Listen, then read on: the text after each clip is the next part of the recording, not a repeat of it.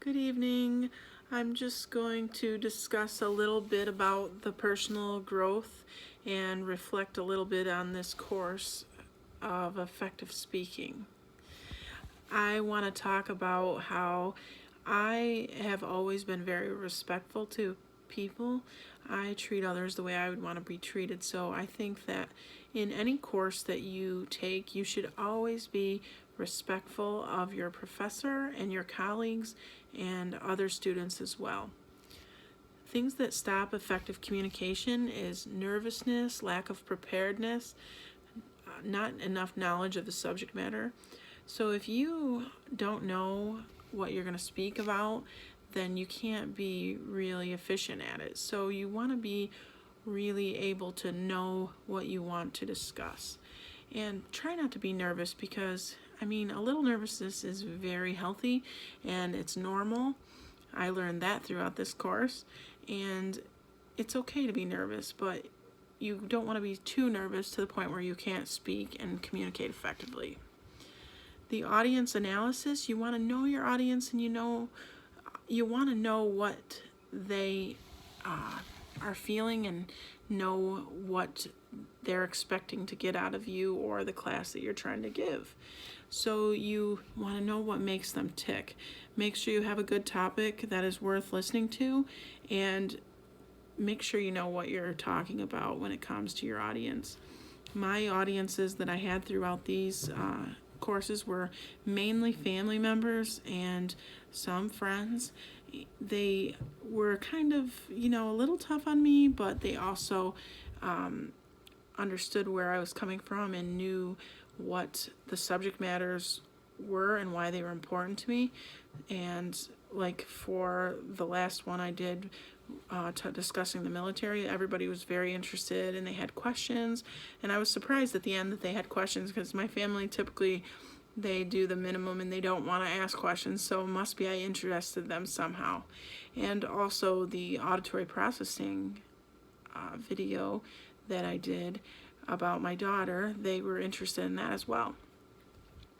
So data needs to be collected for your speech. There's two ways to collect data, and one's primary data and one's secondary data.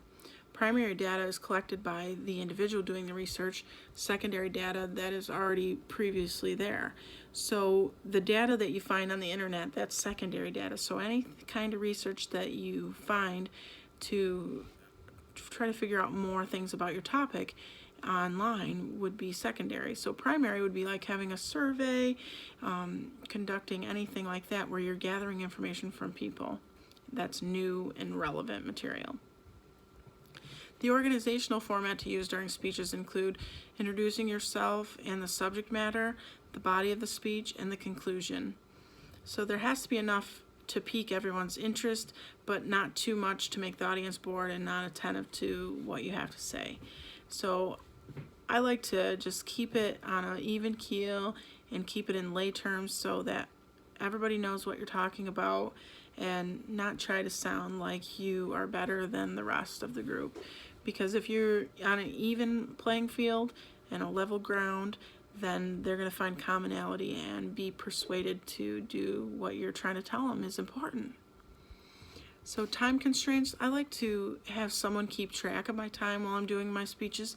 That way I know that I'm not going to run over. So typically I would have someone in the audience just keep track so I can tell, so I'm not going to keep rambling on over my time limit, and or that I'm not going to be cutting my speech too short.